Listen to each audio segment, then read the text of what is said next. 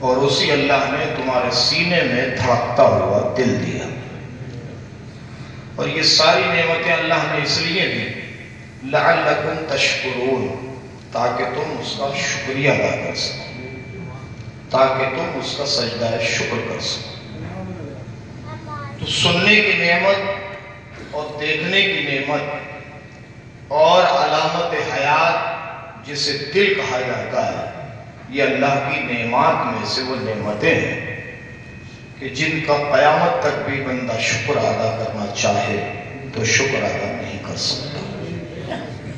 اس لیے کہ جب تک دھڑکنیں ہیں تب تک حیات ہے، اور جس دن دھڑکنیں رک گئی اس دن حیات کا سلسلہ ختم ہو گیا. اب ذرا سے تصور اور ذرا سے سوچ کے ساتھ میں یہیں سے گفتگو کا آغاز کر رہا ہوں. اگر کسی سینے میں دھڑکتا ہوا دل اور اس میں ولایت علی کی رمق آ جائے اور یہ دل کی دھڑکنیں اور بڑھ جاتی ہیں اور زندگی کی لذتیں اور بڑھ جاتی ہیں. تو ایک طرف دھڑکتا ہوا دل ہو اور اس میں دوڑتی ہوئی ولایت علی کی روانی ہو تو پھر اس دل کا کیا کہنا، اس زندگی کا کیا کہنا اور اس شعور کا کیا کہنا. ابتدائی لمحات میں یہ بات سمجھ لینا ضروری ہے کہ کائنات کی کوئی بھی شے ایسی نہیں ہے کہ جسے اللہ نے پیدا نہ کیا. اور جتنے ذوی العقول مخلوقات ہیں، یعنی جنہیں اللہ نے عقل سے نوازا ہے، ان کی ذمہ داریاں الگ ہیں.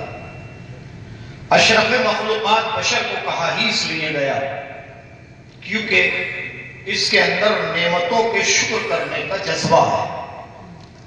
یہ فیصلہ کر سکتا ہے کہ کہاں پر جھکنا چاہیے اور کہاں پر جھکنا نہیں چاہیے.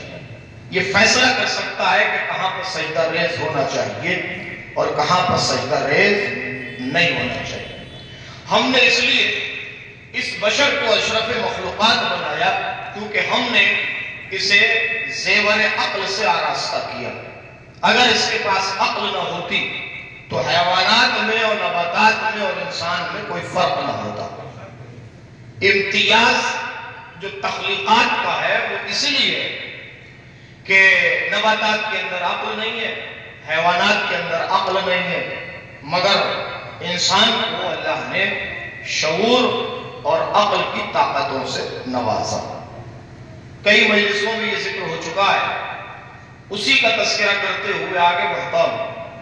بے عقلی کی سب سے بڑی دلیل یہ ہے کہ آدمی ڈوب رہا ہو اور ڈوبتے کو سہارا بنا لے.